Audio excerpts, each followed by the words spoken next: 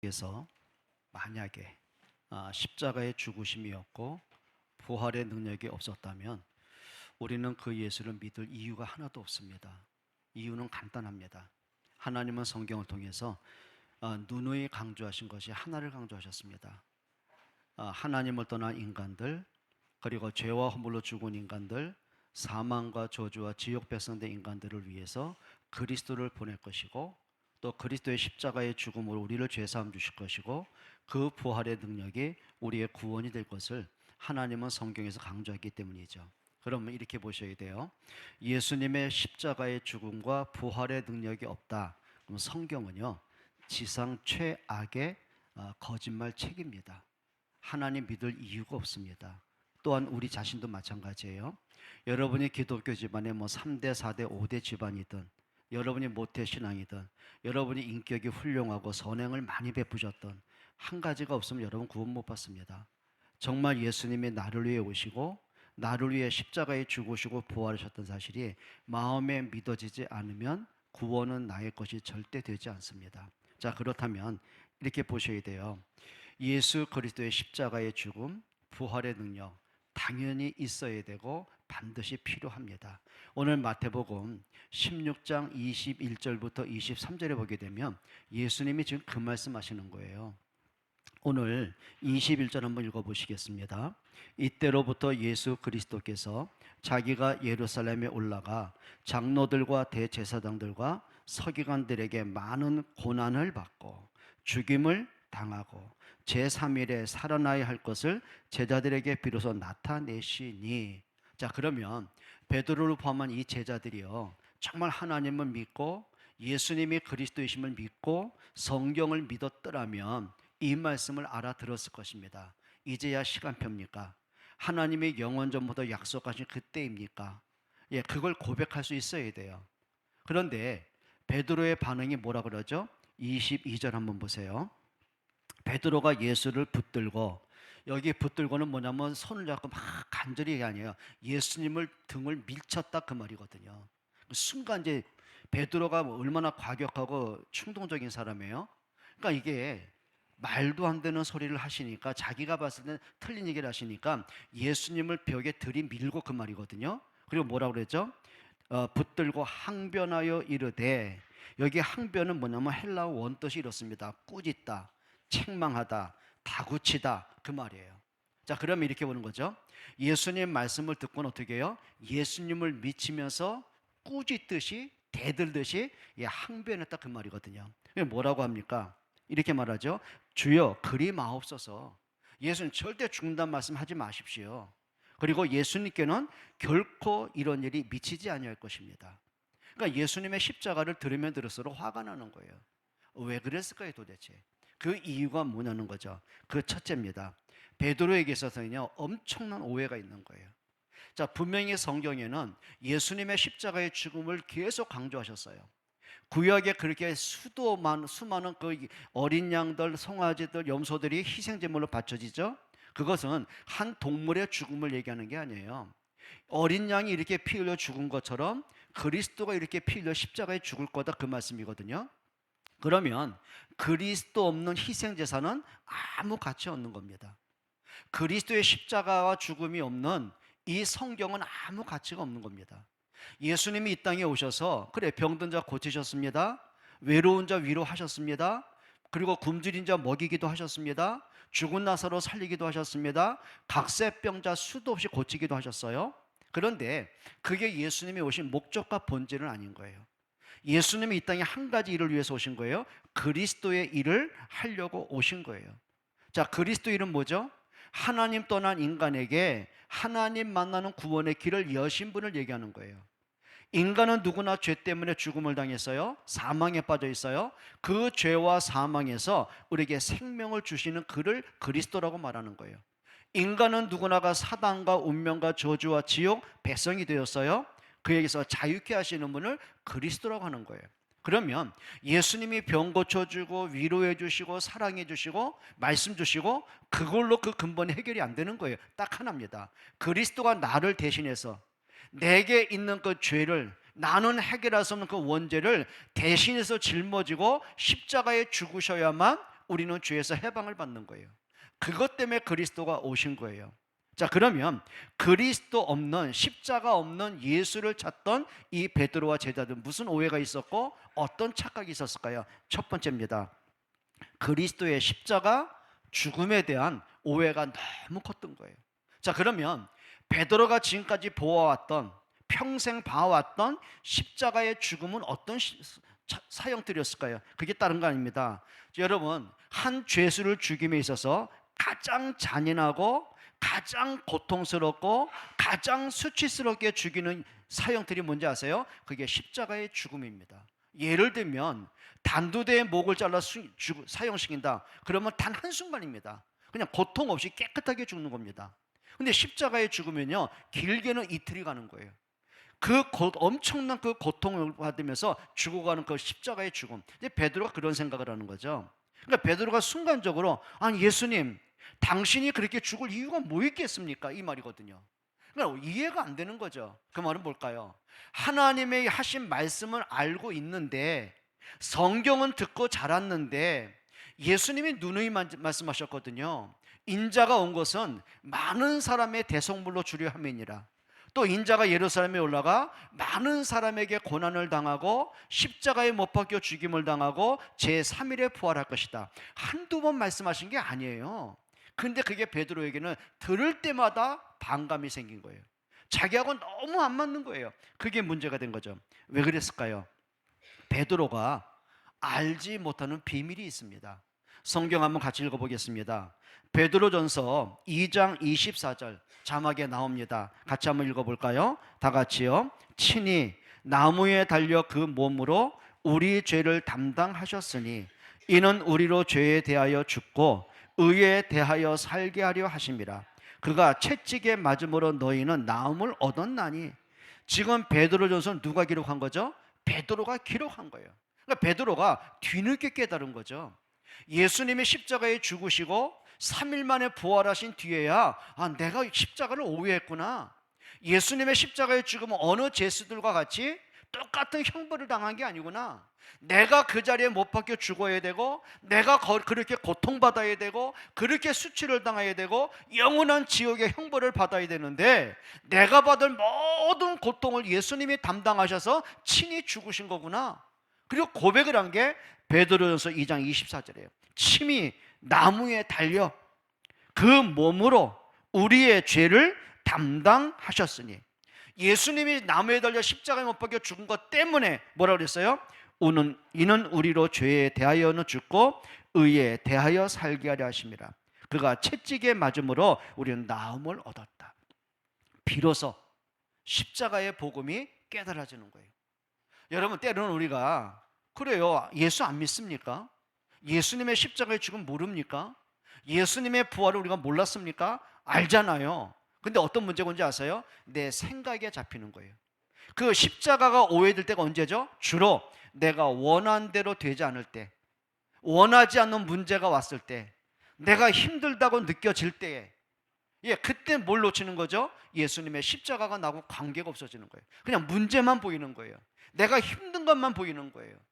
여러분, 때로는 우리가 자꾸 인생을 살다 보면은 십자가에 대해서 오해할 때가 있고요, 틀리게 깨달을 때가 너무 많은 거예요.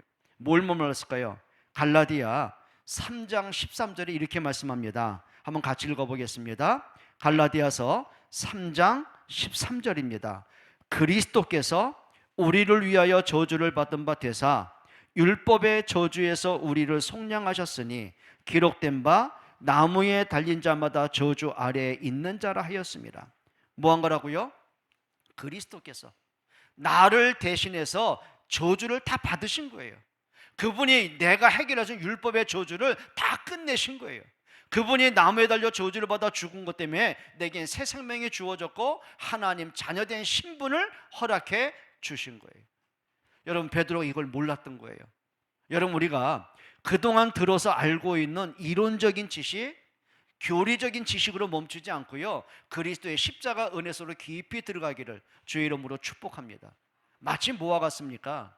우리 아이들이 엄마 아빠한테요, 정상적으로 살아가면서 엄마 아빠는 얼마나 많이 나는 너를 사랑해, 나는 너 때문에 행복해, 막 축복하고 사랑하고, 얼마나 많은 얘기를 들었습니까?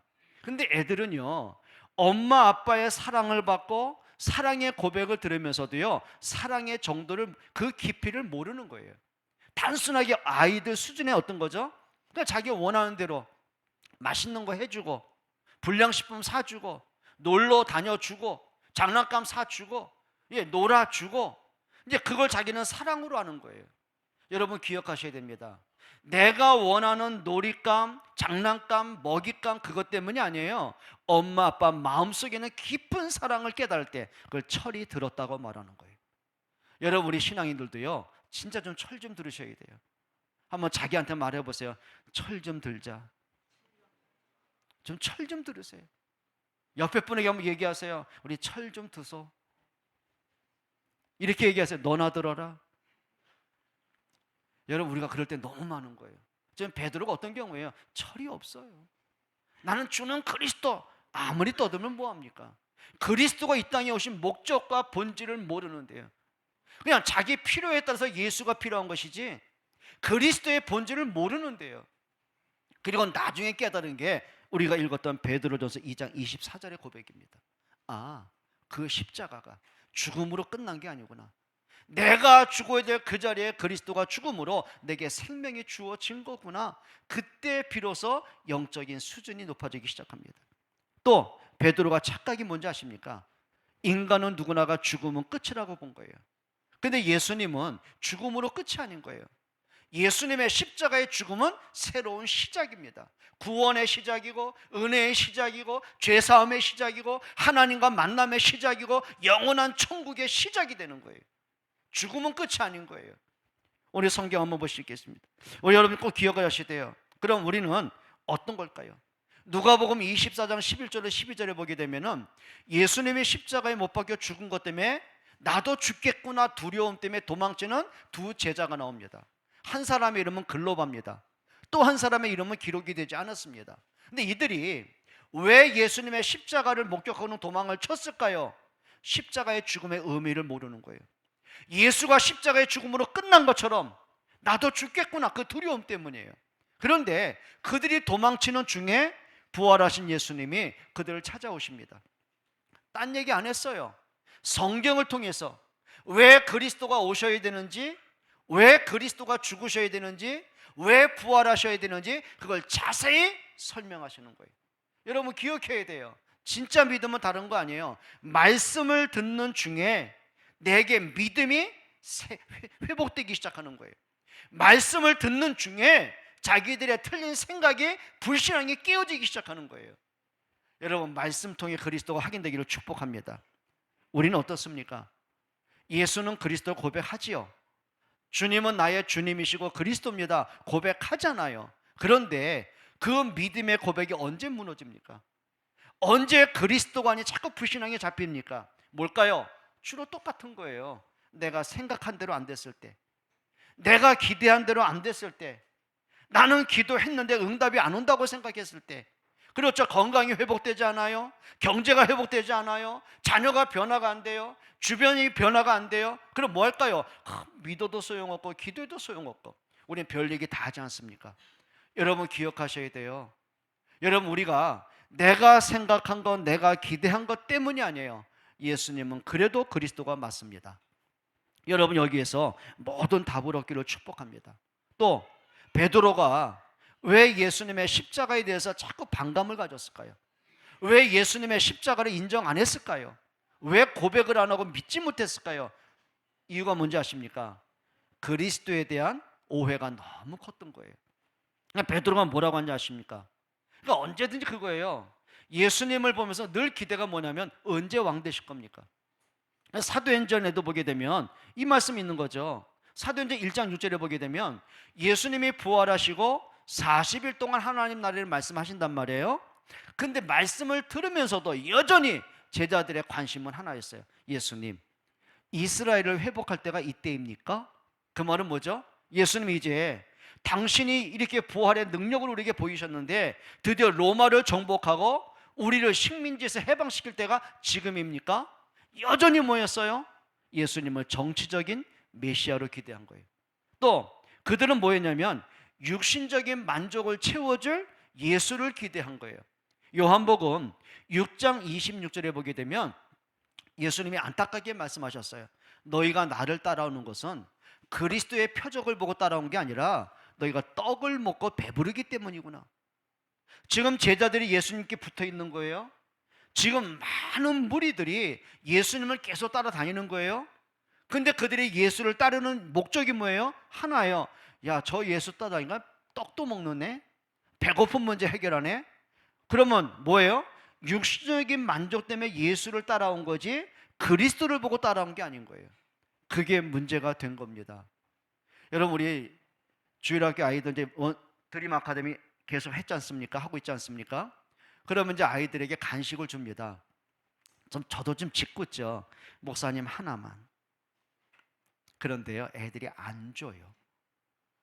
야, 어떤 놈은요, 그 간식을 양손을 다 감싸요, 이렇게. 어떤 놈은요, 침을 태태배태 못 먹게. 그놈이 내가 뭐 서윤이 뭐 경험한데 얘들이 어떻게 고발을 하겠습니까만은 내가 꼬시죠. 너 이거 목사님 하나만 주면 더 맛있는 거 줄 건데. 얼굴 쫙 쳐다봐요. 그때 이렇게 했던 거 손을 딱 풀어요. 하나만 딱 집어줘요. 애들의 조건 하나입니다. 목사님을 위해서 준 거 하나도 없어요.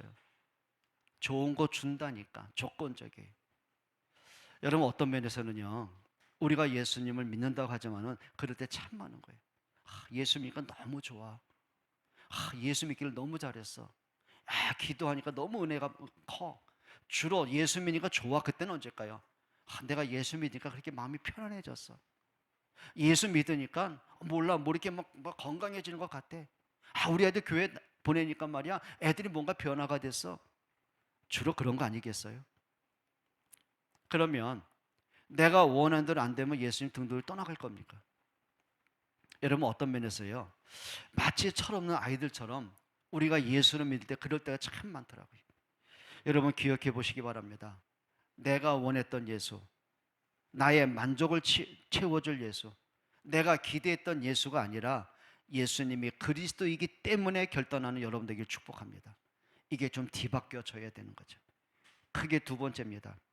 저는 여러분에게 정말 부탁합니다. 종교적인 믿음에 멈추지 말고요, 복음적인 믿음의 사람들이 되시기를 좀 부탁을 드립니다. 이렇게 보면 저를 포함해서 대다수의 많은 분들이요, 진짜 저게 종교적인 모습인데, 이런 분들 굉장히 많죠. 어떤 분은 그런 분들이 있더라고요.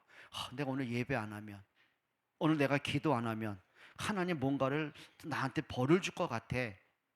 그런 분들 굉장히 많더라고요. 여러분, 하나님 이렇게 유치한 분 아니에요. 치사한 분 아니에요. 근데 대다수의 많은 신자들이요, 내가 오늘 주일날 예배를 하고 나면, 좀 아침에 이런 데가 기도 좀 하고 나면 하루가 든든한 거예요. 마치 뭔가 보험 든 것처럼. 근데 내가 바빠서 피곤해서 뭐 일 때문에 예배가 안 되잖아요. 일주일이 뭔가 찜찜한 거예요. 한 번은 어느 주일학교 부장이었던 집사님이 그 얘기하더라고요. 목사님, 우리 애들한테요, 아침에 조심하라고 얘기했대요. 왜 그랬더니 오늘 새벽에도 못 나왔는데 아이들에게 사고가 날 것 같다는 거예요. 의외로 굉장히 많습니다. 대다수의 많은 사람이 뭔가 내가를 열심히 하면, 내가 뭔가를 수고를 하면 뭐 하나님이 복 줄 것처럼, 근데 조금 내가 예배가 등한시되고 오늘 기도를 못하고 나면 뭔가 일이 터질 것 같고, 여러분, 하나님께 째째한 분을 만들지 않기를 좀 부탁을 드립니다. 그런 분 아니거든요. 내가 종교적으로 하나님을 찾다 보면은요, 자꾸 내가 우선되는 거예요. 그렇죠? 내가 뭔가를 하면 복이 와야 되고, 내가 이만큼 기도했으니 하나님 축복을 줘야 되고, 그게 조건적이 되는 거예요. 여러분, 우리가 종교 생활하면은요, 내가 참 피곤합니다. 정말 피곤해집니다. 신앙생활이요, 예배하는 것이요, 굉장히 무거운 짐이 되어집니다. 하나님은 우리에게 그렇게 눌리고 고통받게 그런 분은 절대 아니시거든요. 자, 그러면 종교적인 믿음은 뭘까요? 대다수의 많은 사람이 이렇게 생각합니다.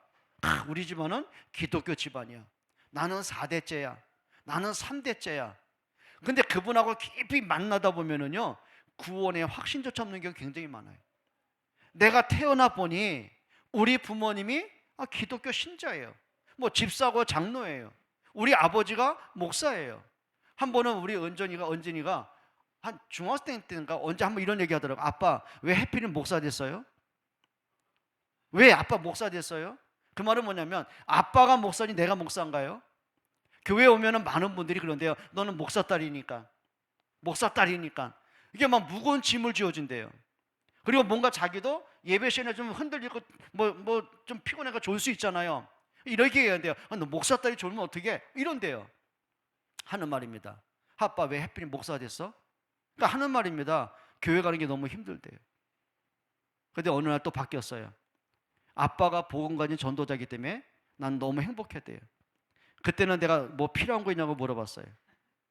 요 녀석이 뭔가를 그렇게 아첨할 때는요, 뭔가 요구사항이 있거든요. 그때만 저는 겁이 나요. 근데 요즘 들어서 보니까 한때는 참 힘들어하고 예배도 버거워하고 그런 시간표가 있었거든요. 근데 요즘은요 너무 행복하대요. 그러니까 드림 아카데미 하면서 물어봤어요. 막 하고 어제도 뭐 또 토요일 날인데 쉬는 날에 와가지고 아빠 좀 데려다 달래요. 그러더니 1시에 오더니 6시까지 뭔가 창고 정리한다고 혼자 땀 흘리고 그만 가자, 내일 주일 준비하자, 조금만 더 해야 된대요. 물어봤어요. 힘들지 않냐고요. 그냥 행복하대요. 감사하대요. 그게 뭔지 아십니까? 내가 종교라는 입장에서 내가 기독교 집안이고 내가 모태 신앙인 것 때문에 교회에 올 때는 그게 짐이 되는 거예요. 어쩔 수 없이 앉아 있는 거예요. 어쩔 수 없이 내가 뭔가 책임 하나를 맡아야 되는 거예요. 책임감 때문에 그게 압박감이 되고 그게 뭔가 잘하면 괜찮은데 안 되면 또 사람들이 뭐라 하고 눈치 봐야 되고 이게 종교적인 거 하잖아요. 지칩니다. 병듭니다. 예수 믿는 그 자체가 너무 힘듭니다. 그럼 믿는 거 아니에요. 그런데 아이가 비로소 복음을 듣게 됐어요. 깨달아지기 시작했어요. 예배란 게 뭔가를 알게 됐어요. 내가 맡고 있는 이 아이들 하나하나가 하나님 앞에 얼마나 소중한지를 알게 되어지는 거예요. 여러분, 종교가 아니라 복음적인 믿음으로 회복되기를 좀 부탁을 드립니다. 그게 응답이에요. 종교적인 배경으로 절대 신앙생활하면 안 되는 거예요. 여러분 기억하셔야 돼요. 우리 엄마 아빠가 믿는 그 하나님이 되면 안 돼요. 나의 하나님이 되셔야 되는 거예요. 그렇죠. 우리 엄마 아빠가 말해주는 그 예수가 되면 안 되는 거예요. 정말 나의 예수님으로 나와의 관계가 회복되어야 되는 거예요. 종교적인 배경 갖기를 아니기를 축복합니다. 또 많은 분들이 이론 신앙, 그렇죠. 뭐요? 알아요. 뭐 예수는 그리스도 알아요. 모르지 않아요. 십자가 알아요. 부활 알아요. 다 알아요. 근데 알고 있는 거하고 내 마음에 믿는 건 다른 거예요. 여러분, 불신자들도요 알아요. 귀신들도 알아요. 예수가 그리스도시면 알아요. 근데 문제는 믿는 건 아니라는 거예요. 그래요. 크리스마스 알아요. 예수가 온 날이란 거 알아요. 그런데 노는 날, 축제의 날, 선물 교환한 날도 알지 나를 위해 오시고 나를 위해 죽으시고 나를 위해 부활하신 그리스도의 날은 아닌 거예요. 그게 뭔지 아십니까? 종교적으로 아는 건 아니에요. 이론적으로 알기 바랍니다. 마음으로 깨닫기를 축복합니다. 그래서 성경이 뭐라고 했습니까? 로마서 10장 13절이죠. 너희가 마음으로 믿어 의에 이르고 입으로 시인하여 구원에 이르느니라. 마음에 믿어지십니까? 마음에 믿어지십니까? 정말 내 입술에 고백이 되어지십니까? 내 삶의 그리스도가 주인님이 정말 인정되어지십니까? 여러분 믿기를 축복합니다. 또 종교적인 믿음이 뭘까요? 거의 다 보면 감정신앙이에요. 그러니까 은혜 받았다. 그 기준은 뭘까요? 오늘 목사님 말씀 들어보니까 마음에 좀 감동이 왔어. 그 감동은요 영화 보다가도 눈물 납니다. 마음이 찡합니다. 드라마 보다가도 감동됩니다. 예, 그게 은혜입니까? 그게 복음입니까? 아니요. 여러분 기억하셔야 됩니다. 말씀이 나고 맞을 때만 아멘이 되는 게 아니라 때로는 나를 후벼 팔 때가 있잖아요. 그렇죠? 때로는 내 영적 문제를 막 건드릴 때가 있잖아요. 그럼 싫은 거예요. 왜 맨날 목사님은 왜 영적 문제, 왜 이런 문제 얘기하지? 싫은 거예요. 그게 아니에요. 그때는요 하나님이 내게 이 말씀 왜 듣게 하셨을까? 나를 돌아보는 거예요. 나를 회복시키는 거예요. 여러분 감정신앙은요 내가 우선됩니다. 내가 주인됩니다. 또 어떤 사람 뭐 있을까요? 여론신앙도 있어요. 그러니까 여론 따라 움직여가는 거예요. 마태복음 16장 13절에 보면은 예수님이 여론신앙에 대해서 지적을 하십니다. 사람들이 나를 누구라고 하더냐? 그러니까 예수님에 대해서 이런저런 여론이 떠돌잖아요. 그때 많은 사람이 이렇게 말합니다. 예수님은 세례 요한이라고 하던데요, 엘리야라고 하던데요, 뭐 이런 식으로 예레미야라고 하던데요, 어떤 사람은 예수님을 선지자 중에 한 명이라고 말하던데요. 그러니까 이분은 그리스도구나, 그게 깨달아진 게 아니라 누가 이렇게 말하니까 그 여론 따라서 어떻게 돼요? 예수님을 바라보게 되는 거예요. 근데 예수님이 대꾸를 안 해요. 이렇게 물어보시죠. 그러면 너희는 나를 누구라고 하느냐? 너희는 나를 누구라고 하느냐? 여러분, 대다수의 많은 사람의 문제가 뭔지 아세요? 여기저기 들렸던 얘기 있잖아요. 그것 때문에 흔들 때가 참 많습니다. 이런 사람들의 특징이 있습니다. 뿌리를 못 내려요. 뿌리가 없어요. 이런 경우 있지 않습니까? 안상원 증인에서 네가 하나님을 믿으려면 성경대로 믿어야지, 성경이 없는 건 믿으면 그건 틀린 거야. 뭐라고 하는지 아십니까? 성경에 주일 예배하란 말은 단 한마디도 없어요. 모든 성경에, 구약 성경에 뭐라 했죠? 안식일을 거룩히 지키라고 했어요. 그럼 봐봐, 성경에 주일이라고 나온 적 있어? 성경 찾아봐봐, 근거 대봐. 근데 할 말이 없잖아요. 네가 주일날 예배한다? 그건 아니야. 또 이렇게 말합니다. 예수 정말 정상적으로 마리아하고 요셉하고 결혼해서 합방해서 예수가 태어났어? 아니잖아. 합방도 안 했는데 처녀의 몸에서 예수가 태어났잖아. 그건 예수는 사생자잖아. 예수 십자가에 죽었잖아. 뭐 이런 식으로 갖다 대니까 어떻게 돼요? 끌려가는 거예요. 옳다고 생각하는 거죠. 여러분, 여론 따라가게 되면은요, 뿌리를 못 내려요. 그러다 보면 이단이 건드리면 그대로 넘어갑니다. 여러분, 안상원 증인이다, 저 신천지다, 이런 포교 집단들이요, 주로 타켓이 누군지 아십니까? 불신자 아니에요. 대다수가 신자들이에요. 이유는 뭘까요? 뿌리가 안 내려졌어요. 복음에 대한 확신이 없어요. 그냥 예수는 십자가 죽었고 부활한 건 알겠는데, 근데 이상하죠? 그게 나하고 관계가 없을 때 굉장히 많은 거예요. 여론 따라 끌려가지 말고요, 한번 따라 합시다. 말씀 따라 인도받자. 여러분, 이것만큼 중요한 거 없는 거죠. 또 많은 사람의 신앙이 뭔지 아세요? 자기 중심적이에요. 자기 중심적. 그게 뭐냐면, 여러분, 가룟 유다가 예수님 제자 아닙니까? 근데 예수를 왜 은 30에 예수를 팔아버렸을까요? 왜 그랬을까요? 3년 반 동안 따라다니고 말씀을 들은 결과가 내가 기대했던 예수가 아니에요. 그러니까 성경에 보면 가룟 유다를 열심당원이라고 그랬어요. 예전 성경 열심당원, 그 말은 뭐죠? 지하 조직이든 독립을 위해서 열심을 했던 열심당원이었어요. 근데 보니까 예수님이 이때다, 로마를 대항할 때가 이때다, 우리가 힘을 합치자, 그런 말을 단 한마디도 안 하셨어요. 늘 하는 얘기, 인자가 고난받고 죽음 다음에 부활할 거다, 그 말만 하는 거 있죠. 내가 생각한 예수 아니야. 내가 기대했던 예수가 아니야. 그럼 억울하잖아요. 돈이라도 챙기기 위해서 예수를 팔아버린 거예요.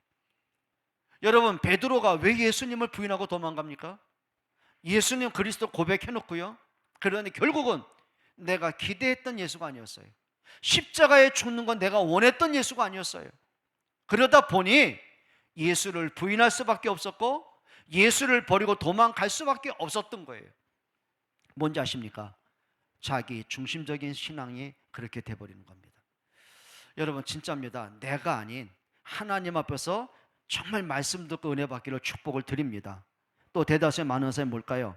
기복주의, 신비주의 신앙 내릴 때 참 많습니다. 여러분, 종교에서 좀 빠져나올 수 있기를, 복음으로 돌아갈 수 있기를 축복합니다. 그래서 이번에 우리가 또 원스 어게인을 해가지고 정교인 수련해야 하지 않습니까? 그러니까 준비위원들이 다시 시간표 짜고 여러 가지 준비를 하면서 개회 예배를 부탁하더라고요. 기도하다가 그래, 뭐 할까? 첫 번째 개회 예배인데 다른 거 없더라고요. 복음으로 돌아가자. 복음으로 돌아가자. 원스 어게인, 다시 한번 복음으로 내가 말씀 앞에 서고, 복음으로 신앙의 점검을 하고, 복음으로 인생의 답을 찾고, 그래, 한번 복음으로 한번 다시 돌아가 보자. 여러분, 복음적인 믿음은 뭐라고 생각하십니까? 여러 가지가 있을 것입니다. 근데 저는 이렇게 생각합니다. 복음적인 믿음은 다른 거 아니에요. 내가 들어서 여론 따라가 아니고 내 기준 따라, 감정 따라가 아니라, 한번 따라 합시다. 성경에 의한 믿음. 무슨 믿음이요? 성경에 의한 믿음이에요. 내가 우리 부모님이 나에게 알려줬던 그리스도, 목사가 늘 설교 때 하는 그리스도, 이 목사님 저 목사님 또 방송에 들으니, 기독교 방송 들으니, 극동 방송 들으니, 또 매일같이 수많은 목사가 설교가 나오는데 그들이 다 하는 그리스도를 들고 깨달으면 안 되는 거예요. 뭐 해야 될까요? 성경에서 말씀하는 그리스도를 들을 수 있어야 돼요. 누가복음 24장에도 부활하신 예수님이 다른 걸 말씀하지 않았어요. 성경을 가지고, 창세기부터 말라기의 성경을 가지고 자기에 관한 것을 자세히 설명했다고 그랬어요. 그때 제자들이요, 뭐라고 한지 아십니까? 우리가 길에서 우리에게 성경을 풀어주실 때, 그러니까 두 제자가 하는 얘기예요. 길에서 우리에게 성경을 풀어주실 때 우리 마음이 뜨겁지 아니하더냐? 진짜 은혜가 뭔지 아십니까? 성경 말씀을 통해서 그리스도가 확인되는 거예요. 말씀을 통해서 그리스도가 내게 들려지는 거예요. 여러분, 성령은요 그냥 역사하지 않습니다. 사도행전 10장에 보게 되면 베드로가 고넬료 집에 갑니다. 근데 딴 얘기 안 해요. 이 글에서 시작하여 그리스도를 설명합니다. 그때 성경 속에서 그리스도가 깨달아졌을 때 그 말씀 듣는 사람들에게 성령이 임하셨다고 했어요. 사도행전 8장에도 보게 되면 에디오피아 내시가 유월절 의식을 지키고 두루마리 성경, 이사야 성경을 사서는 자기 나라로 돌아가면서 마차에서 성경을 읽고 있습니다. 그때 성령께서 빌립을 그 광야로 가게 하시죠. 빌립이 물어봅니다. 당신이 읽는 것을 깨닫느냐? 당신이 지금 성경 이사야를 읽고 있는데 깨닫느냐? 그때 내시가 뭐라고 해요? 내게 알려주는 사람이 없으면 내가 어찌 알겠느냐? 그럼 이사야 53장을 얘기하면 뭐냐면, 이 말씀은 이 기록한 선지자 본인을 얘기한 거냐, 아니면 다른 인물을 얘기하는 거냐? 내용이 뭐죠? 그가 찔림은 우리의 허물이 남이요, 그가 상함은 우리의 죄악을 인함이라. 그가 채찍에 맞음으로 우리가 나을 입었고, 그가 징계를 받음으로. 그 말씀을 읽고 있는 거예요. 그때 빌립이 자기가 알고 있는 성경 지식을 얘기하지 않습니다. 뭐라는지 아세요? 이사야 53장 성경 이 글에서 시작하여 그리스도를 설명을 합니다. 그때 내시가 비로소 그리스도를 고백하게 되어져요. 여러분, 성경이 말씀하는 그리스도의 비밀 깨닫기를 축복해요. 그러니까 여러분 신앙생활을 한 가운데 성경을 사랑하고 성경 말씀을 사모하고 성경을 가까이 하는 여러분들에게 좀 부탁드립니다. 정말 그러셔야 돼요. 진짜 믿음은 다른 거 아니에요. 하나님은 성경을 통해서 내게 깨닫게 하시는 거예요. 성경을 읽는 중에, 또는 목사가 강단에서 메시지를 할 때 그냥 자기 말만 하면 되겠습니까? 성경 말씀을 바로 풀어 나갈 때에 성령 그 말씀 듣는 중에 깨닫게 하시는 거예요. 여러분, 베드로가 고넬료 집에 모인 사람들에게 자기 간증했습니까? 세상 얘기했습니까? 좋은 얘기했습니까? 아니요, 그 얘기 안 했어요. 성경을 가지고 그리스도가 누구신지, 그분이 왜 십자가에 죽으셔야 되고 왜 부활하셔야 되는지 말씀을 전하는데 성령이 그들에게 듣게 만드시는 거예요. 진짜 믿음은 다른 거 아니에요. 성경에 기초한, 성경에 뿌리 내린 아름다운 믿음 되길 축복합니다. 진짜 복음적인 믿음, 하나님이 강조한 걸 믿는 거예요. 하나님 뭐 하신 거예요? 강조하신 것. 그러니까 하나님은 다른 거 강조 안 했어요. 늘 말씀드립니다. 하나님이 에덴을 창조하시고 천지를 만물을 창조하십니다. 그런데 하나님은 거기에 마음이 담긴 게 아닙니다. 그 에덴에서 하나님을 만나고 하나님을 경배할 인간에게 있는 거예요. 그러면 에덴을 위해서 인간이 필요한 게 아니고 인간을 위해서 하나님 에덴을 창조하신 거예요. 그게 하나님의 강조입니다. 그러면 아담의 강조는 뭐가 돼야 됩니까? 아담이 복음적인 믿음은 뭐가 됩니까? 야, 나건 모든 게 갖춰졌구나, 살기 좋구나, 잘 가꾸자. 야, 그건 종교예요. 진짜 복음적인 믿음은 다른 거 아닙니다. 나의 행복이 에덴에서 오는 게 아니고 여기서 하나님은 내가 만날 수 있고 하나님을 예배하는 그것이 축복이구나. 그게 복음적인 믿음이에요. 근데 어느 날 하나님과의 관계가 깨지고요, 내가 먹어서 내 선악과의 마음이 뺏기기 시작합니다. 선악과가 계속 눈에 들어옵니다. 잠이 안 옵니다. 선악과만 생각이 납니다. 그게 뭔지 아십니까? 생각대로 가는 거예요. 자기 욕심대로 끌려가는 거예요. 거기에 사단이 역사하는 걸 어떻게 막겠습니까? 그때 하나님의 강조는 또 뭔지 아십니까? 하나님을 떠난 인간으로 하나님 만나는 길을 약속하셨어요. 그게 뭐죠? 여자의 후손이오시면 뱀의 머리를 상하게 할 것이다. 애굽의 노예로 살고 있을 때 하나님이 뭘 강조하셨습니까? 다른 거 안 했어요. 딱 하나입니다. 잃어버린 복음 회복해라. 원스 어게인, 복음으로 돌아가라. 유월절 양에 피 발라라. 피 바른 그날에 바로가 꺾여요. 피 바른 그날에 430년의 저주가 끝나고 구원받아 나왔어요. 여러분, 하나님의 강조는 딱 하나입니다. 단 하나, 예수 그리스도입니다. 여러분, 성경을 기록하신 하나님의 강조가 뭐예요? 다른 거 없어요. 발견해야 돼요. 요한복음 20장 31절이에요. 오직 이것을 기록한 목적은 예수가 그리스도이심을 믿고 영생을 얻게 하려 함이라. 여러분, 하나님의 강조는 누구라고요? 그리스도입니다. 우리가 사망에서 생명 얻는 길은 누구라고요? 십자가의 그리스도입니다. 우리가 하나님의 자녀가 되는 길은 뭐라고요? 부활하신 그리스도입니다. 복음적인 믿음은 다른 거 아니에요. 그리스도가 내 속에 남는 거예요. 그럼 하셔야 되겠죠. 내게 그리스도만 보이면 되는 거예요. 누가복음 24장에도 그렇게 말합니다.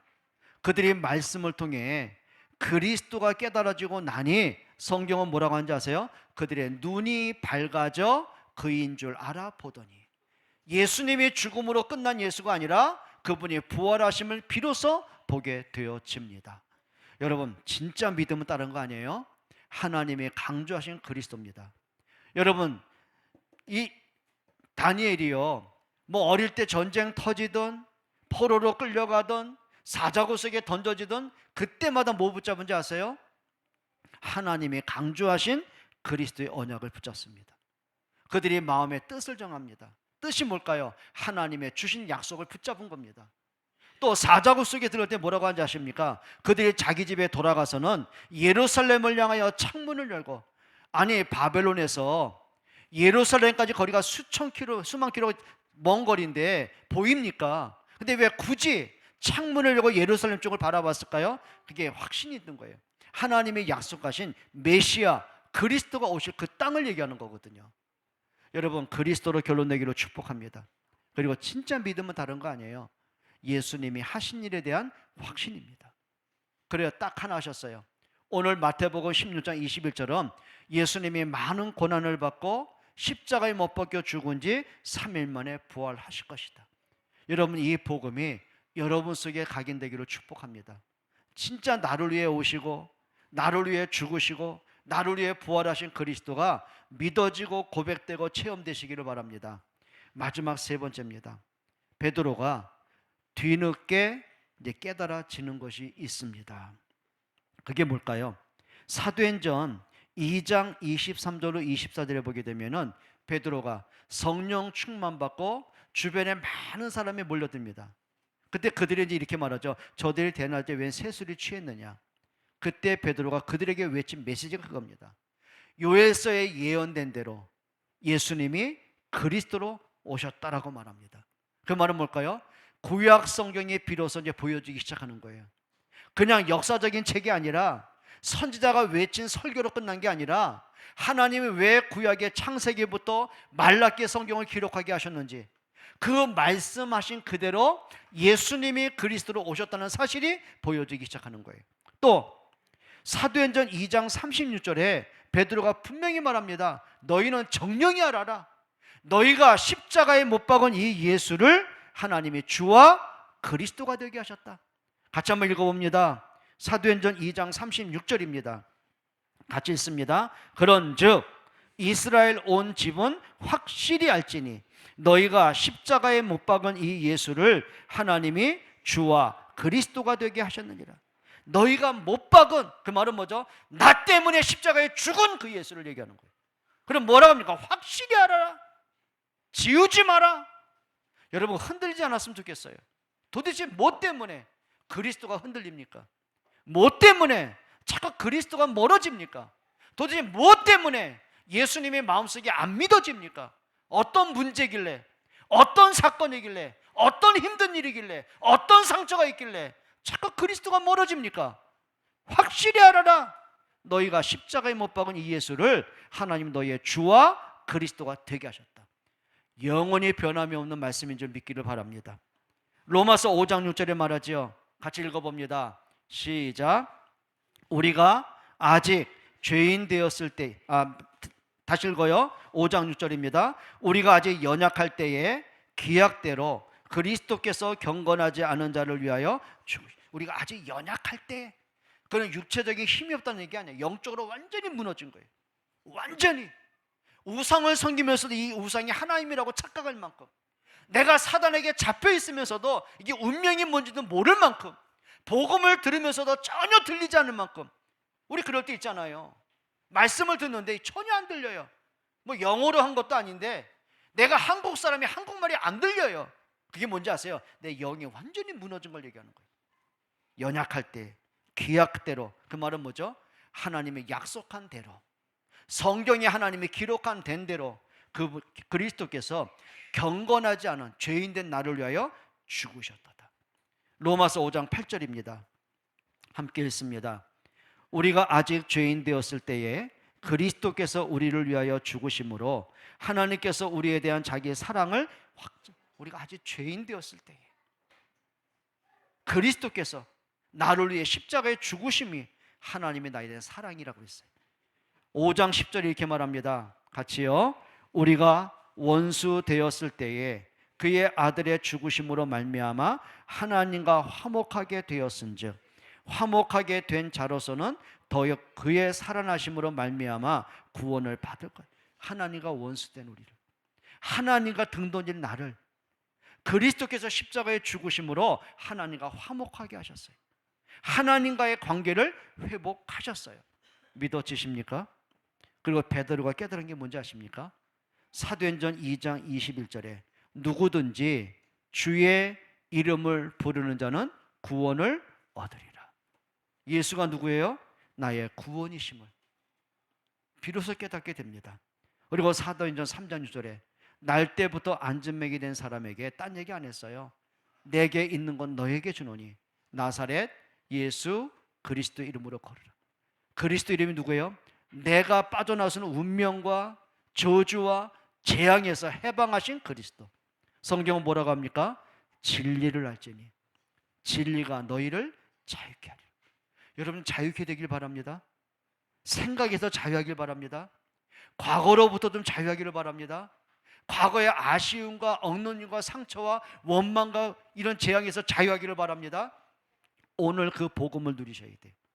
그리고 성경은 말하죠. 사도행전 10장 34절에 보게 되면은 베드로서에게는 한 가지가 선민사상. 하나님이 택한 민족은 유대인밖에 없고 이방인들은 너희는 개와 짐승과도 같은 존재이기에 하나님 믿을 자격이 없어. 근데 비로소 성령의 강권하심을 받고 고넬료 집에 가서 복음을 전하는 중에 비로소 깨달은 게 있어요. 하나님은 모든 사람이 구원받기를 원하시는 거구나. 그럼 예수님의 십자가의 죽음은 유대인들의 몫이 아닌 거예요. 그 예수님은 이 땅에 있는 모든 사람들의 죄를 대신하여 죽으신 거예요. 그때 비로소 베드로와 제자들이요 성교가 뭔지를 깨닫게 됩니다. 그러면서 교회가 안디옥 교회로, 마게도냐 교회로, 그리고 로마로, 지금 우리에게까지 복음이 전달되어 온 거예요. 깨달은 거죠. 그럼 오늘 한번 점검해 보시죠. 나는 예수를 믿음에 있어서 어떤 내 착각 속에 살고 있을까? 내가 어떤 복음에 대해 오해를 갖고 있을까? 주로 언제 올까? 그럼 문제 올 때, 그렇죠. 지칠 때, 힘들 때, 답답할 때, 외로울 때, 사람하고 부딪힐 때, 그때 이상하죠. 그때 진짜 더 복음으로 더 답을 내야 되는데 그 이상의 복음이 자꾸 희미해지는 거예요. 여러분, 오직 그리스도가 되기를 주의 이름으로 축복합니다. 하나님, 정말 우리 속에 있는 틀린 생각들, 잘못 각인된 것들, 오해된 것들 정말 깨트리게 하시고 오직 예수가 나의 주가 되시고 그리스도가 되심을 고백하고 체험하고 누리고 자랑할 수 있는 은혜 주옵소서. 예수 그리스도의 이름으로 기도합니다. 찬송합니다.